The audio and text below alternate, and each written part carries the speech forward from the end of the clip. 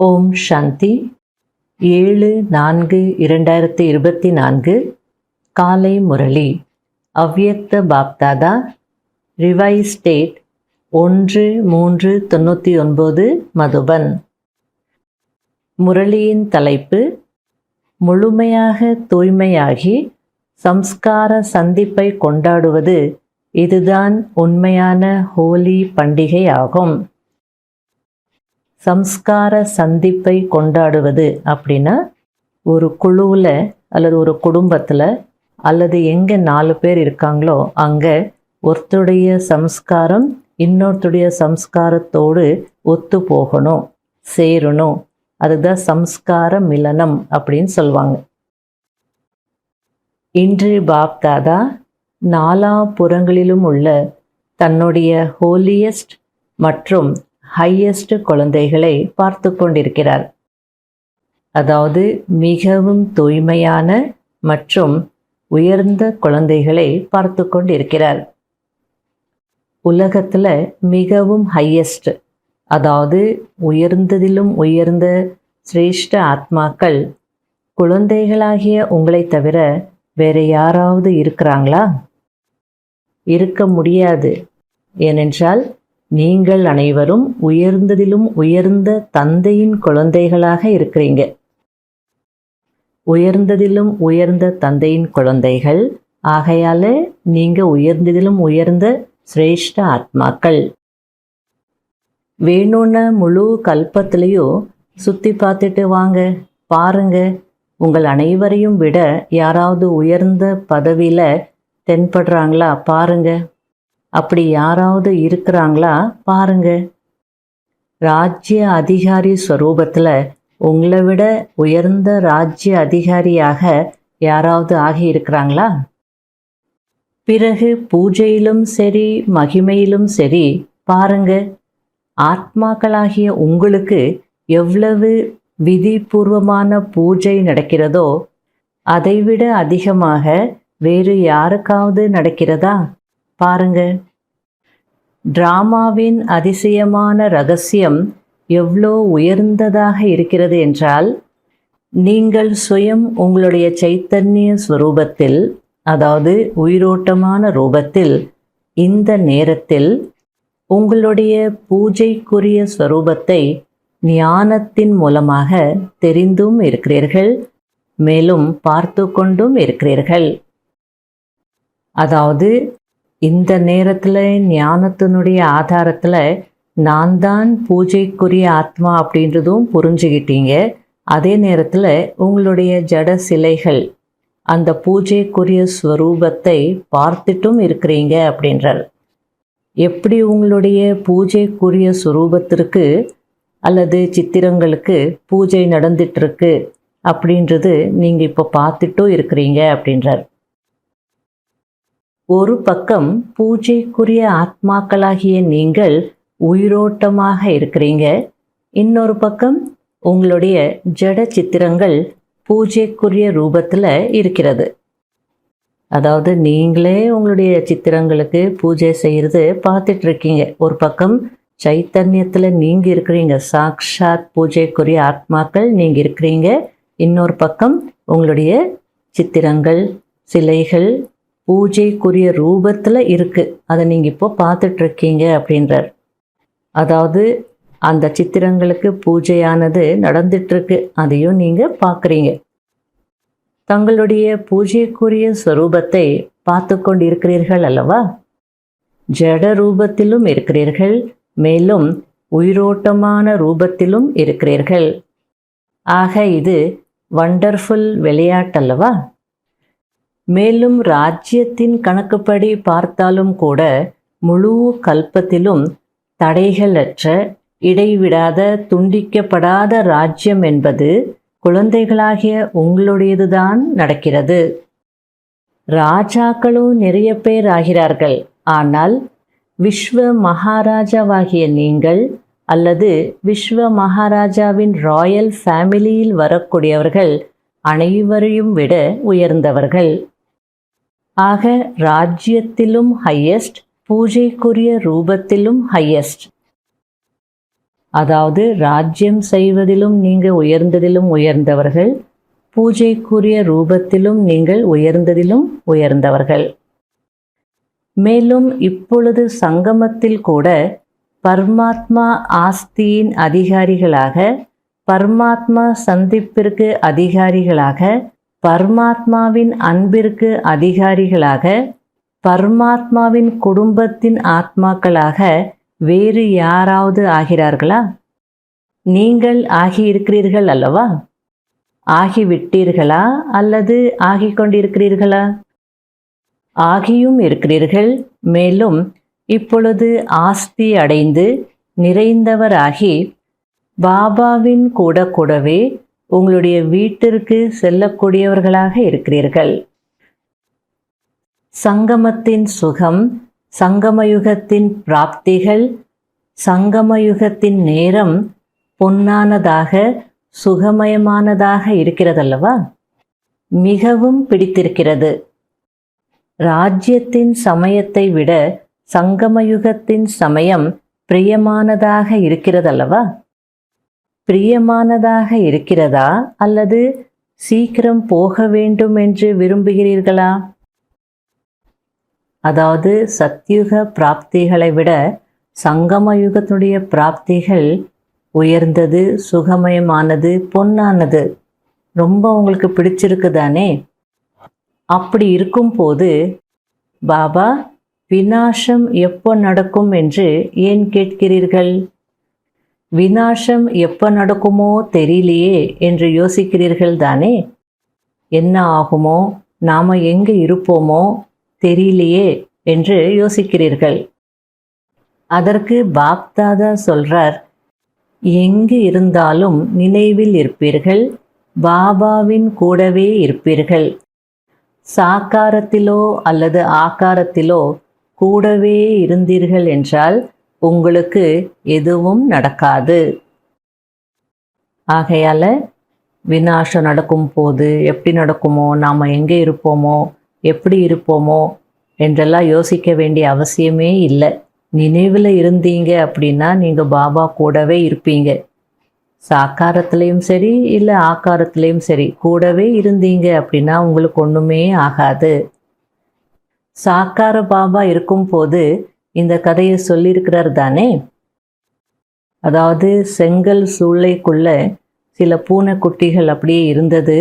அந்த செங்கல் சூளைக்கு தீ வச்சிட்டாங்க. ஆனாலும் அந்த உள்ளே இருந்த பூனைக்குட்டிகள் சேஃபாக இருந்தது, பாதுகாப்பாக இருந்தது. அந்த கதையை நீங்கள் கேட்டிருக்கிறீர்கள் தானே அப்படின்றார். அந்த பூனைக்குட்டிகள் பாதுகாப்பாக இருந்ததா அல்லது எரிந்து போனதா? சேஃபாக இருந்ததல்லவா? ஆக பரமாத்மாவின் குழந்தைகளாகிய நீங்கள் யார் கூடவே இருப்பீர்களோ அவர்கள் பாதுகாப்பாக இருப்பார்கள். ஒருவேளை புத்தி வேறு எங்காவது இருந்தது என்றால் கொஞ்சம் சூடு அல்லது வெப்பம் ஏற்படத்தான் செய்யும், கொஞ்சம் பிரபாவம் அல்லது தாக்கம் இருக்கத்தான் செய்யும். கூடவே கம்பைண்டாக, அதாவது இணைந்தே இருந்தீர்கள் என்றால், ஒரு வினாடி கூட தனியாக பிரியவில்லை என்றால் பாதுகாப்பாக இருப்பீர்கள். சில நேரம் வேலை, தொழில் அல்லது சேவையில் தனிமையை அனுபவம் செய்கிறீர்களா? என்ன செய்வேன், தனியாக இருக்கிறேன், வேலை அதிகமாக இருக்கிறது என்று நினைக்கிறீர்கள். பிறகு களைத்து போகவும் செய்கிறீர்கள். அப்போது பாபாவை ஏன் துணைவராக ஆக்கிக் கொள்வதில்லை? 2 புஜங்கள் உள்ளவர்களை துணையாக்கிக் கொள்கிறீர்கள். 1000 புஜங்கள் கொண்டவரை ஏன் துணையாக ஆக்கிக் கொள்வதில்லை? அதிகமாக உதவி செய்பவர் யார்? 1000 கைகள் உடையவரா, 2 கைகள் உடையவரா? 2 கைகள் உடையவர் அப்படின்னா மனிதர்கள், 1000 கைகள் உடையவர் அப்படின்னா பாபா. அப்போ வேலை அதிகமாக இருக்கு அப்படின்னு சொல்றீங்களே, அப்போ ஏன் 1000 கைகளுடைய பாபாவை உங்களுடைய துணைவராக ஆக்கிக்கிறது இல்லை? யார் அதிகமாக உங்களுக்கு உதவி செய்ய போறாங்க? 1000 கை உடையவரா அல்லது 2 கை உடையவரா அப்படின்னு கேட்குறார். சங்கம யுகத்தில் பிரம்மா குமார் அல்லது பிரம்மா குமாரிகள் தனியானவர்களாக ஆகவே முடியாது. ஆனால் எப்போ சேவையில் கர்ம யோகத்தில் ரொம்ப பிஸி ஆயிடுறீங்களோ அப்போ துணையையும் நீங்கள் மறந்துடுவீங்க. பிறகு களைத்து விட்டேன், என்ன செய்வேன் என்று சொல்கிறீர்கள். களைத்து போகாதீர்கள். பாப் தாதா தன்னுடைய துணையை சதா தருவதற்காக தான் வந்திருக்கிறார். பரந்தாமத்தை விட்டு ஏன் வந்திருக்கிறார்?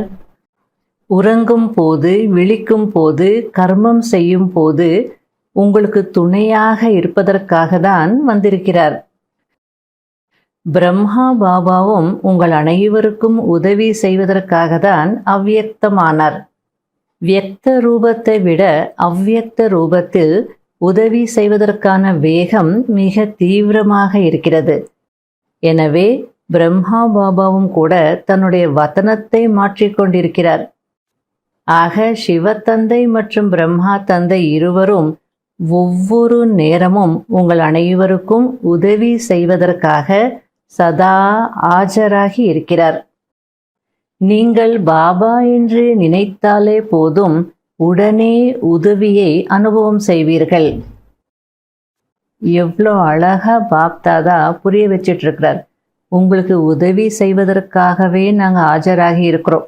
பரந்தாமத்தை விட்டு சிவபாபா ஏன் இங்கே வந்திருக்கிறார்?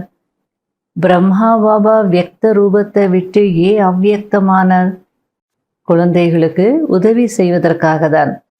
ஆகையால நீங்க செய்ய வேண்டியது இவ்வளோதான். பாபா அப்படின்னு நினைச்சீங்க, உடனே உதவியை அனுபவம் செய்வீங்க. ஒருவேளை சேவை சேவை சேவை என்று இது மட்டுமே நினைவிருந்தது என்றால், நீங்க பாபாவையும் தூரத்திலிருந்து பார்ப்பதற்காக தனியானவராக ஆக்கிவிடுகிறீர்கள். அதாவது நீங்க சேவை சேவை சேவைன்னு சேவையிலேயே மூழ்கி இருந்தீங்க அப்படின்னா, பாபாவையும் நீங்க தூரத்துல இருங்க பாருங்க அப்படின்னு அவரையும் நீங்க பிரிச்சுட்டு உட்கார வச்சுடுவீங்க. அப்போது பாபாவும் சரி பார்க்கலாம் எதுவரை தனியாக செய்கிறார்கள் என்று சாட்சியாகி பார்க்கிறார். அதாவது நம்ம ரொம்ப சேவா கான்ஷியஸ்லேயே இருக்கிறோம், பாபாவை நினைக்கல அப்படின்னா பாபாவும் நமக்கு உதவி செய்ய முடியாது அப்படின்னு புரிய வச்சிட்டு இருக்கிறார். நீங்கள் என்ன நினச்சாதான் அந்த உதவியை அனுபவம் செய்ய முடியும்.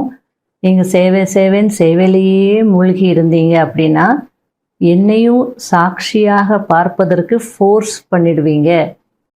தூரத்திலிருந்து பார்க்கறதுக்கு என்னை தனியாக ஆக்கிடுறீங்க அப்படின்றார். அப்போ கூட பாபா விடமாட்டார். தூரத்திலிருந்து கூட நான் பார்த்துட்டே இருப்பேன் அப்படின்றார்.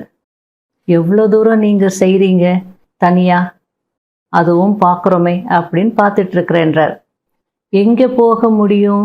இங்கே தானே வந்தாக வேண்டும். எனவே துணையை விட்டு விடாதீர்கள்.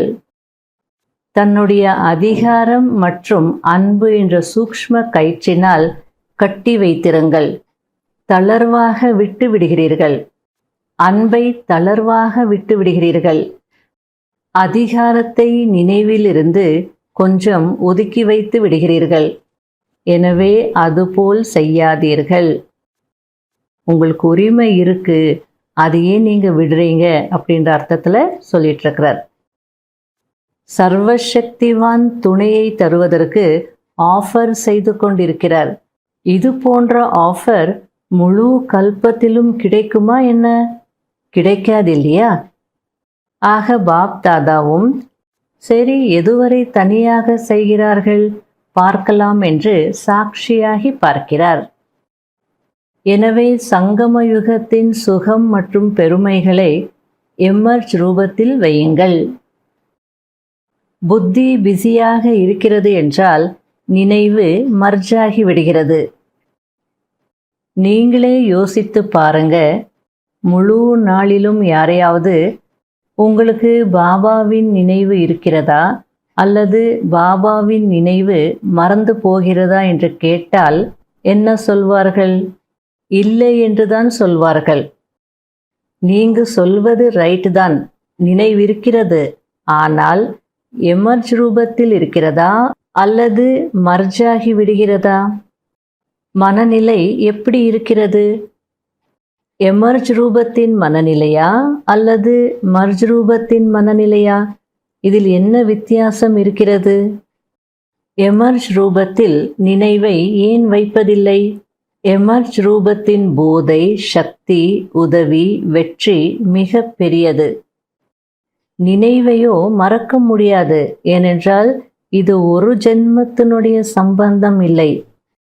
சத்யுகத்துல சிவபாபா கூடவே இருக்க மாட்டார். ஆனாலும் சம்பந்தம் இதே சம்பந்தம் தானே இருக்கும். ஆகையால மறக்க முடியாது அப்படின்னு சொல்றீங்களே, அது ரைட் தான். எப்போது இயற்கையான ரூபத்தில் இருப்பீர்களோ அப்போது மறப்பதில்லை. ஆனால் ஏதாவது தடைகளுக்கு வசமாகி விட்டீர்கள் என்றால் மறந்து போகிறது. நேச்சுரல் ரூபத்தில் இருக்கும் போது மறக்க மாட்டீங்க. ஆனால் அதுவே ஏதாவது தடைகளுக்கு வசமாகும் போது மறந்து போயிடுறீங்க.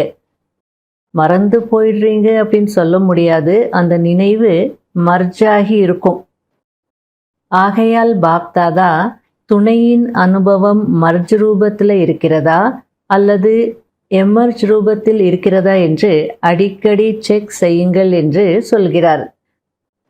அன்போ இருக்கவே இருக்கிறது.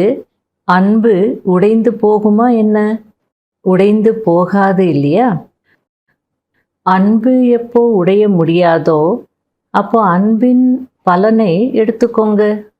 நன்மையை எடுத்துக்கொள்வதற்கான வழியை கத்துக்கோங்க. பாப்தாதா பார்க்கிறார், அன்புதான் உங்களை தந்தையினுடையவர்களாக ஆக்கியிருக்கிறது. அன்புதான் உங்களை மதுபன் நிவாசியாக ஆக்குகிறது. உங்களுடைய இடங்கள்ல நீங்க எப்படி இருந்தாலும், எவ்வளவு உழைக்கக்கூடியவர்களாக இருந்தாலும் மதுபனத்திற்கு வந்து சேர்ந்து விடுவீர்கள். பாப்தாதாவுக்கு தெரியும். பாப்தாதா பார்க்கிறார், சில குழந்தைகளுக்கு கலியுகத்தினுடைய சூழ்நிலைகள் எப்படி இருக்கிறது அப்படின்னா அதன் காரணமாக டிக்கெட் வாங்கிறது கூட கஷ்டமாக தான் இருக்கிறது. இருந்தாலும் அன்பு கொண்டு வந்து சேர்த்து விடுகிறது. அதாவது பாபா ஸ்தூல வசதிகள், அந்த ஸ்தூல சூழ்நிலைகளை பற்றி சொல்லிட்டு இருக்கிறார். சிலருக்கு பணம் இருக்காது, சிலருக்கு ஆரோக்கியம் இருக்காது, சிலருக்கு வேலையில் லீவ் கிடைக்காது, சிலருக்கு குடும்பத்தில் பிரச்சனைகள், அப்படி விட்டுட்டு வர முடியாது. இப்படி எத்தனையோ பிரச்சனைகள் இருக்குது. ஏன்னா கலியுகத்துடைய சூழ்நிலை இல்லையா?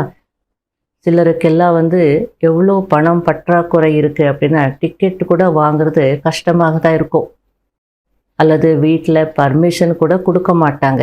இருந்தாலும் அன்பு எப்படியோ மதுபனுக்கு கொண்டு வந்து சேர்த்துடுறது அப்படின்றார். இந்தியா பரவாயில்ல, வெளிநாட்டில் இருந்து வரணும் அப்படின்னா எவ்வளோ செலவு பண்ணணும். நாம் நினைக்கிறோம் வெளிநாட்டில் இருக்கிறவங்க ரொம்ப பணக்காரர்கள், அவங்கக்கிட்ட நிறைய பணம் இருக்குது, அவங்க ஈஸியாக வந்துடுறாங்க அப்படின்னு. உண்மை அது இல்லை. அவங்க உழைக்கிறாங்க. அந்த உழைப்புக்கு ஏற்ற மாதிரி அவங்களுக்கு அங்கே செலவும் இருக்குது. நிறைய பேர் நான் பார்க்குறேன், மாதம் மதுபனுக்குன்னு சொல்லி எடுத்து வைப்பாங்க.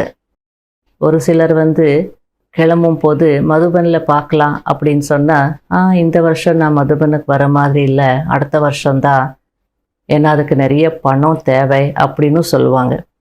அப்படி இருந்தும் கூட அந்த அன்பு இருக்கு பாருங்க, அது எப்படியோ கொண்டு வந்து சேர்த்துடுறது.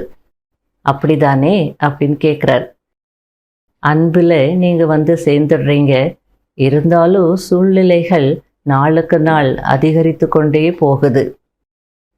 இருந்தாலும் உண்மையான உள்ளமுடையவர்கள் அப்படின்னா சாஹேப், அதாவது தலைவன் ராசியாக இருப்பார், திருப்தியாக இருப்பார். அதாவது உண்மையான உள்ளம் இருந்ததுன்னா இறைவன் எப்படியும் உதவி செய்திருவார்.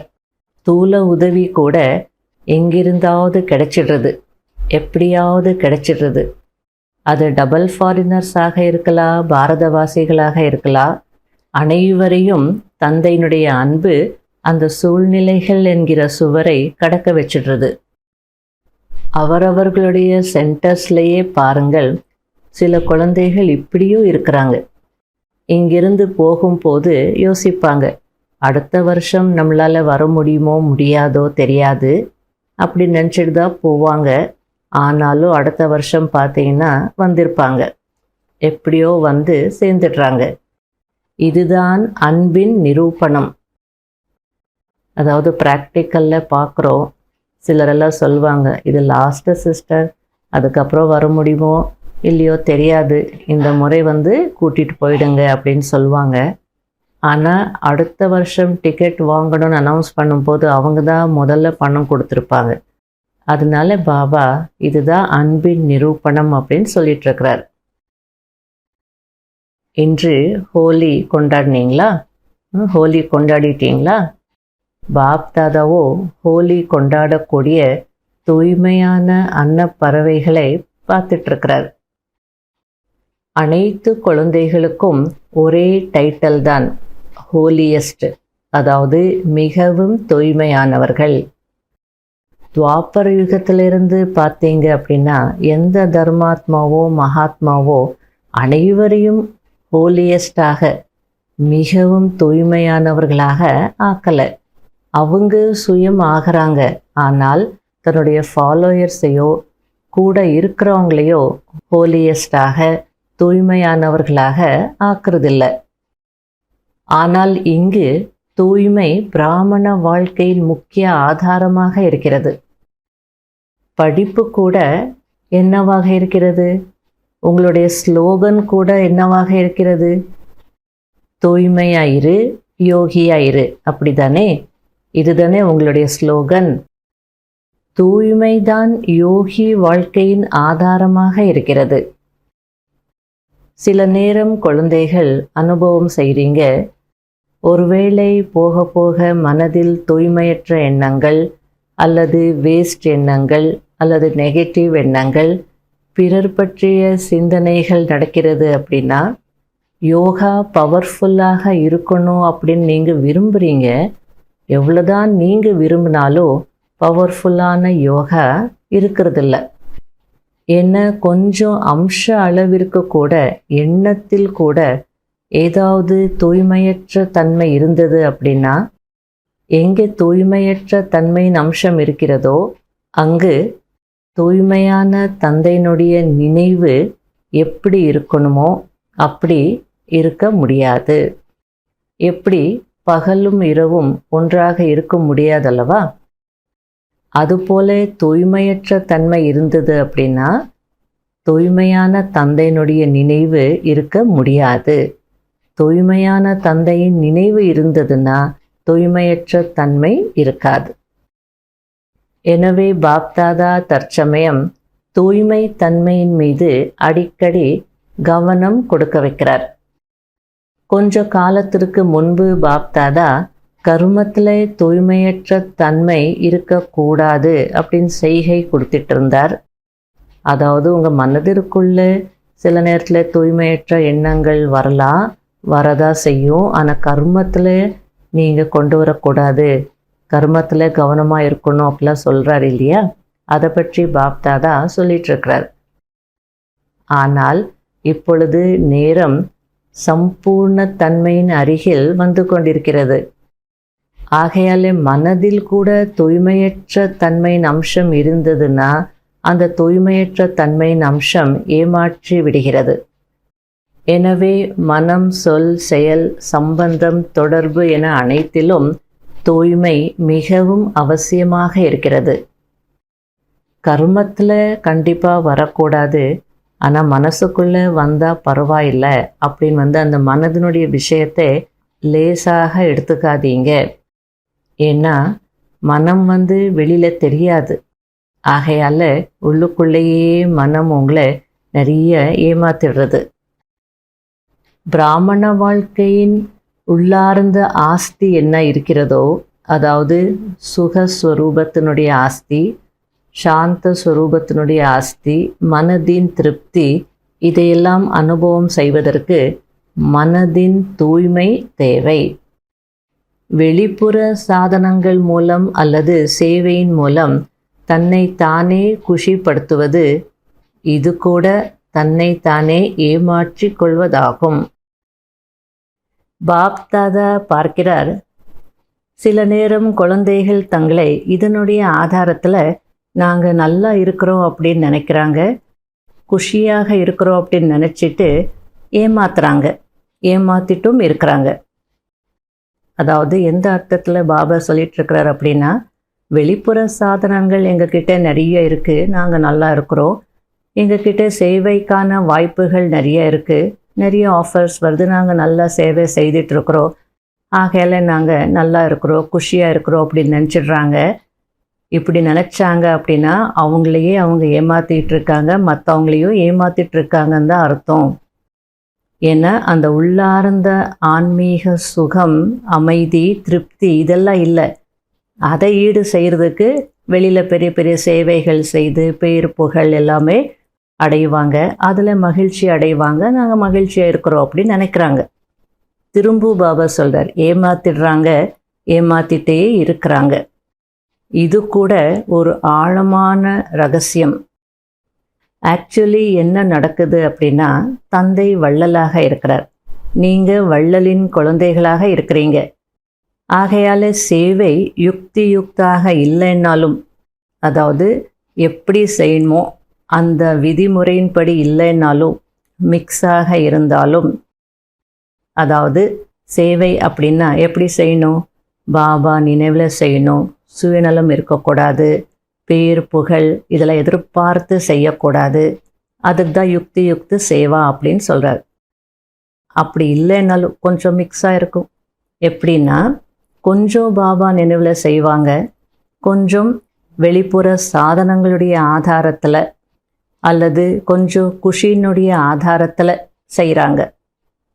அதாவது இந்த சேவை செய்தோன்னா எல்லாரும் பாராட்டுவாங்க, நமக்கு ஒரு நல்ல பெயர் இருக்கும், எல்லோரும் ஆஹா ஆஹான்னு சொல்லுவாங்க, அப்போ பெயர் புகழ் கிடைச்சதுன்னா குஷி தானே, அதனுடைய ஆதாரத்தில் கூட சேவை செய்வாங்க.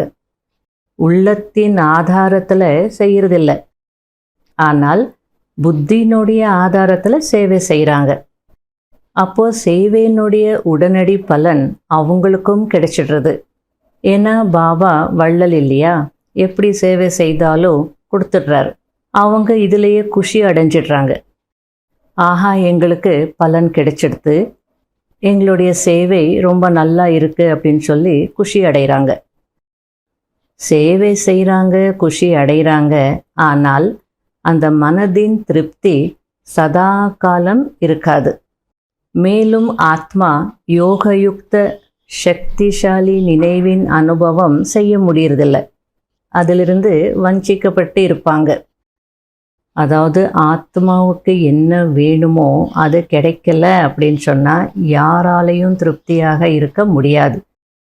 அதாவது வெளிப்புற சாதனங்கள் அல்லது இந்த பெயர் புகழ் அல்லது பாராட்டுகள், இதனால ஆத்மா சதா கால சுகத்தை அனுபவிக்க முடியாது. உள்ளுக்குள் ஆத்மா திருப்தியாக இருக்காது.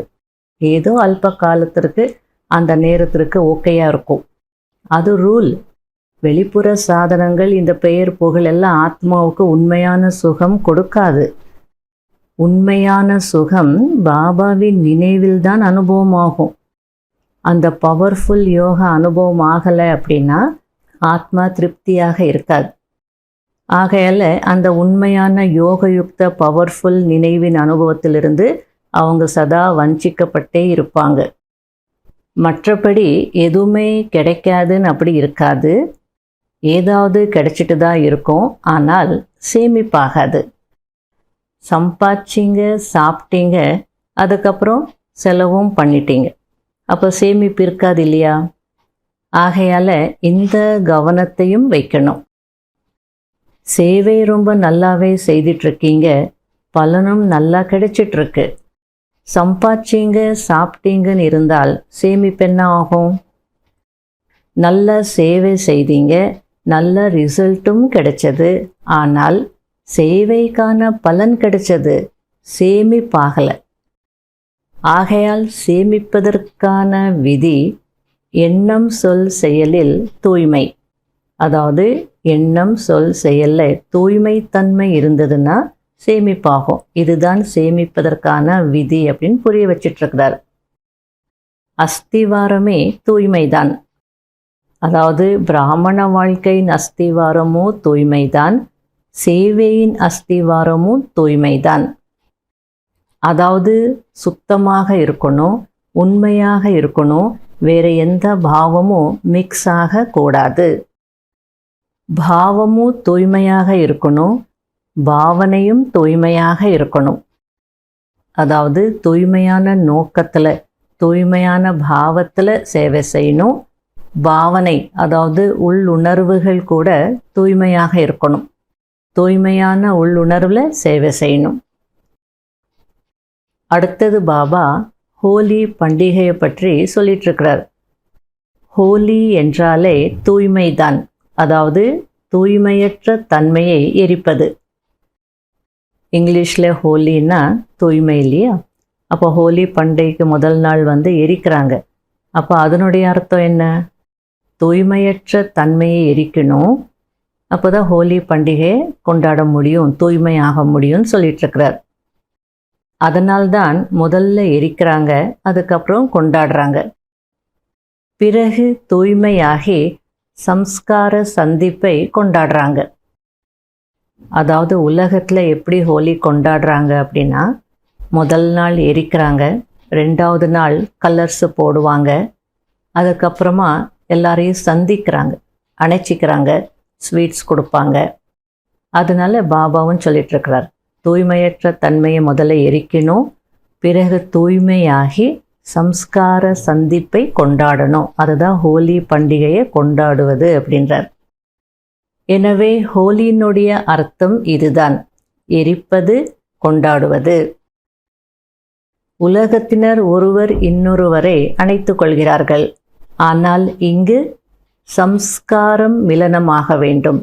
அதாவது சம்ஸ்காரம் சேரணும் அல்லது ஒத்து போகணும். இதுதான் மங்களமான சந்திப்பு. அதாவது சம்ஸ்காரங்கள் சந்திக்கணும். ஆக இப்படி ஹோலி பண்டிகையை கொண்டாடினீர்களா அல்லது வெறும் டான்ஸ் மட்டும் செய்தீங்களா? வெறும் பன்னீர் தெளிச்சிங்களா? இங்கே கலர்ஸ் போட மாட்டாங்க இல்லையா? டைமண்ட் ஹாலில் பன்னீர் தெளிப்பாங்க. பாபா கூட பன்னீர் தெளிப்பார். டான்ஸ் ஆடுங்க, பன்னீர் தெளிங்க, அதையும் நல்லா கொண்டாடுங்க, வேணான்னு சொல்லலை, நல்லாவே கொண்டாடுங்க. பாப்தாதா கூட மகிழ்ச்சி அடைகிறார். ஆனால் சதா டான்ஸ் ஆடுங்க. வெறும் 5 நிமிடங்கள் அல்லது 10 நிமிடங்களுடைய டான்ஸ் அல்ல. ஒருவர் இன்னொருவர் மீது குணங்களின் வைப்ரேஷன்ஸை தெளிக்கணும். இதுதான் பன்னீர் தெளிப்பதாகும். அதாவது மனதார டான்ஸ் ஆடுங்க, சந்தோஷத்தில், குஷியில். குணங்களின் வைப்ரேஷன்ஸை மற்றவங்க மீது தெளிங்க. தூய்மையாக இருங்க, உண்மையாக இருங்க. இதுதான் ஹோலி பண்டிகையை கொண்டாடுவது. பிறகு எரிப்பது. எதை எரிக்கணும்? அது உங்களுக்கே நல்லா தெரியும். இதுவரையிலும் எரிச்சிட்டே தான் இருக்கிறீங்க. ஒவ்வொரு வருடமும் நாங்கள் திருட சங்கல்பம் செய்திருக்கிறோம் அப்படின்னு சொல்லி கையை உயர்த்திட்டு போகிறீங்க. சரி, தைரியம் வைக்கிறாங்களேன்னு சொல்லி பாப்தாதா கூட மகிழ்ச்சி அடைகிறார். அந்த தைரியத்திற்கு பாப்தாதா வாழ்த்துக்களையும் சொல்கிறார். ஏன்னா தைரியம் வைப்பது தான் முதல் அடி இல்லையா?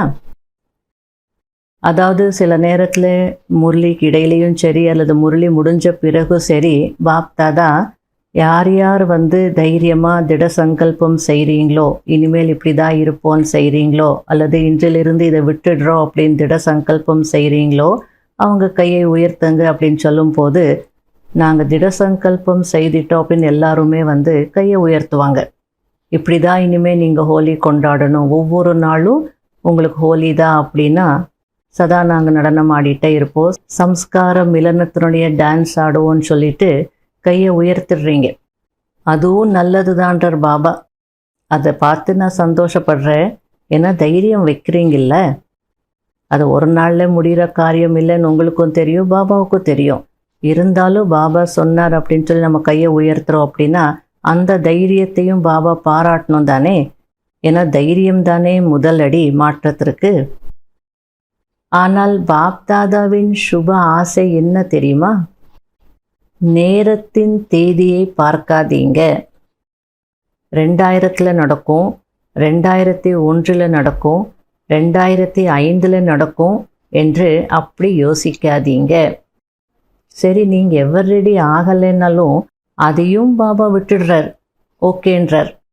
ஆனால் யோசிச்சு பாருங்க, நீண்ட காலத்தின் சம்ஸ்காரம் இருக்கணும் தானே? நீங்களே மற்றவங்களுக்கு சொல்கிறீங்க தானே, நீண்ட கால முயற்சி இருந்தால்தான் நீண்ட காலத்தினுடைய ராஜ்ய அதிகாரி ஆக முடியும்ன்ட்டு.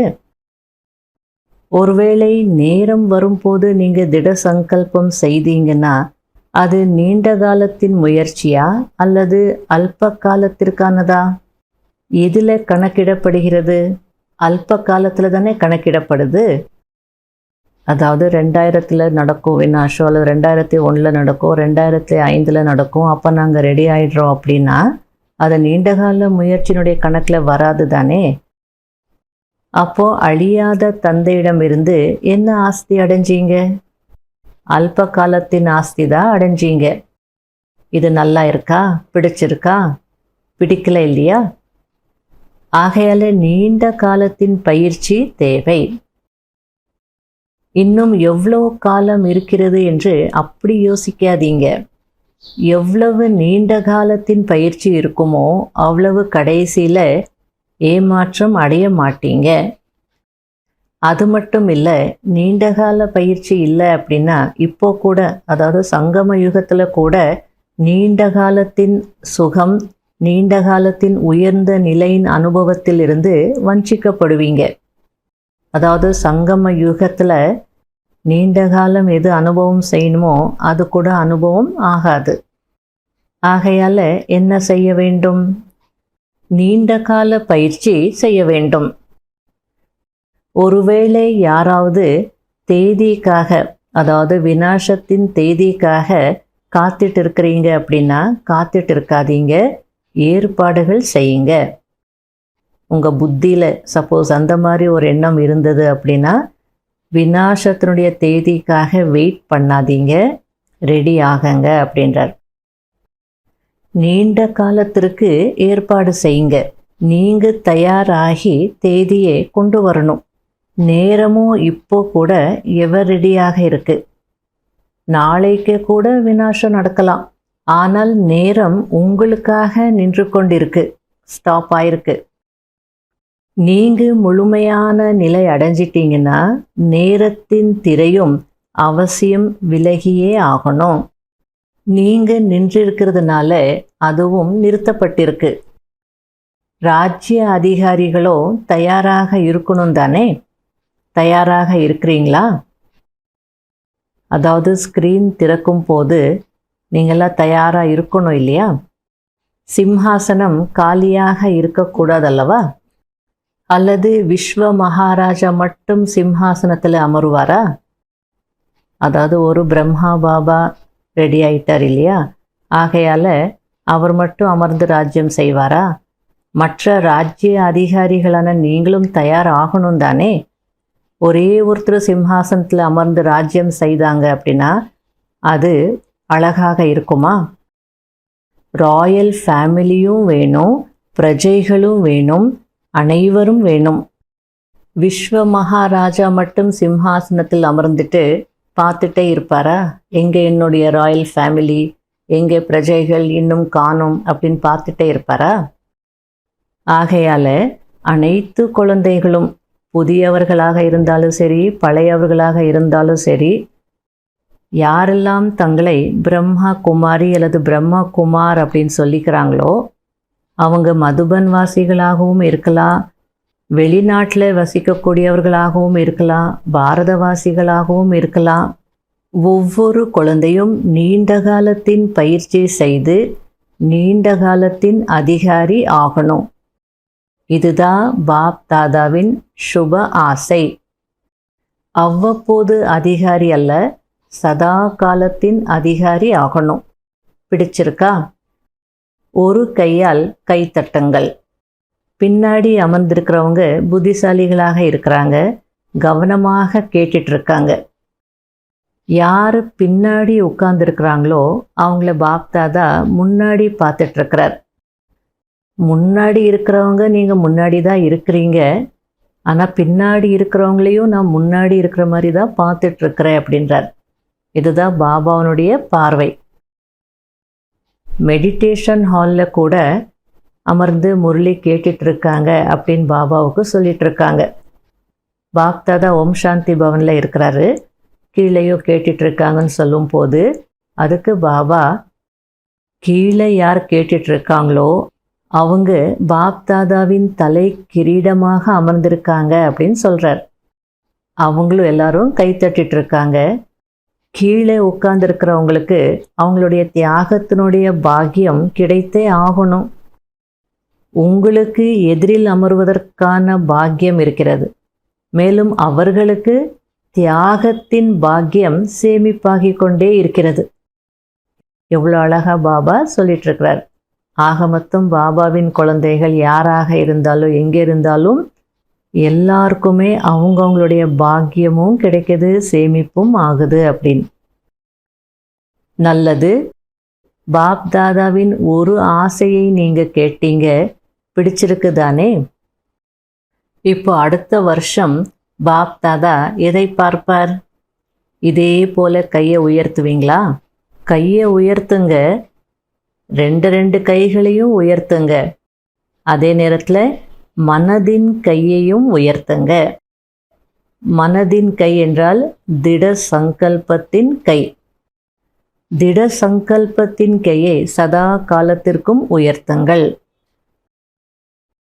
பாப்தாதா ஒவ்வொரு குழந்தையின் நெற்றியில் சம்பூர்ண தூய்மையில் ஜொலிக்கின்ற மணியை பார்க்க விரும்புகிறார். கண்களில் தூய்மையின் ஜொலிப்பை பார்க்க விரும்புகிறார்.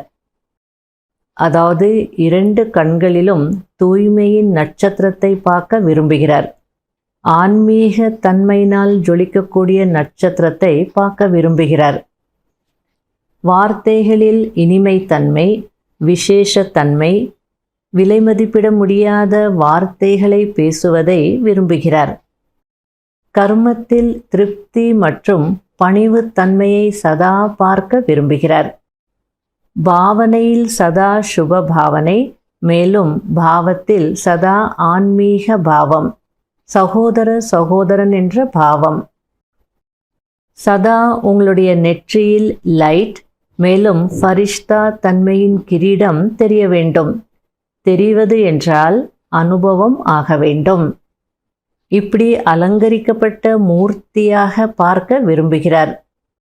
இப்படிப்பட்ட மூர்த்திகள்தான் உயர்ந்த பூஜைக்குரியவர்களாக ஆகிறார்கள். உங்களுடைய ஜட சித்திரங்களை அப்படி உருவாக்குவாங்க. ஆனால் தந்தை உயிரோட்டமான சித்திரத்தை பார்க்க விரும்புகிறார். இந்த லாஸ்ட் பேராகிராஃப் ரொம்ப இம்பார்ட்டண்ட். பாப்தாதா என்னை எப்படி பார்க்க விரும்புகிறார்? உண்மையிலும் எனக்கு பாபா மீது அன்பு இருக்குன்னா அப்போ அவர் விரும்புகிற மாதிரி நான் இருக்கணும் இல்லையா? அவர் எப்படி பார்க்க விரும்புகிறாரோ அப்படி நான் இருக்கணும் இல்லையா? ஆகையால சம்பூர்ண தூய்மையின் மணியாக ஜொலிக்கணும். கண்களில் தூய்மையின் ஜொலிப்பு இருக்கணும். ஆன்மீக தன்மை தெரியணும். வார்த்தைகளில் இனிமைத்தன்மை இருக்கணும், விசேஷத்தன்மை இருக்கணும், வேல்யூபிள் வார்த்தைகள் பேசணும். அதுதான் நான் கேட்க விரும்புகிறேன்றார்.